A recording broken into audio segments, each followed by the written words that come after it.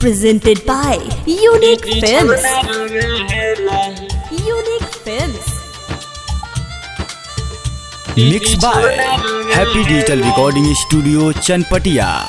केतनो कहीं मुआना नाही गवना करेला, केतनो कहीं मुआना नाही गवना करेला। रतिया में मदद खाती मोर बिछवना डोबेला, रतिया में मदद खाती मोर बिछवना डोबेला।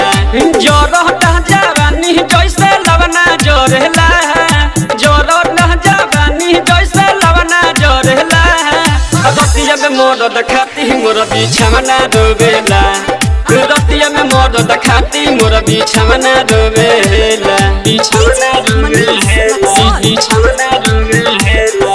रतिया में मदद खाती मोर बिछवना डोबेला, बिछवना डोबेला।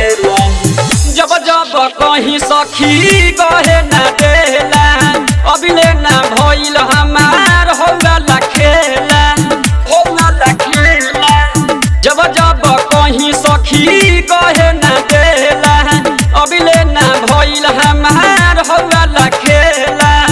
बाटे ना मरद ना बुझेला दर्द, दुख बड़ी दुख सखी के करा से कहब, दुख बड़ी दुख सखी के करा से कहब। फोनवा पर कबो नाही हाल पूछेला, फोनवा पर कबो नाही हाल पूछेला। रतिया में मदद खाती मोर बिछवना डोबेला, रतिया में मदद खाती मोर बिछवना डोबेला। बिछवना डोबेला, बिछवना डोबेला। Recording by Happy Digital Recording Studio Chanpatia. रही तो रमू के ससैया रहेला बाहर, उठो तो बाटे तू रहा दहिया में लहर, दहिया में लहर। रही तो रमू के ससैया रहेला बाहर, उठो तो बाटे तू रहा दहिया में लहर। पिंकू बाबा बहाना ना कहरेला महाना, जंगला गटाते देखो पूरा खजाना, जंगला गटाते देखो पूरा खजाना।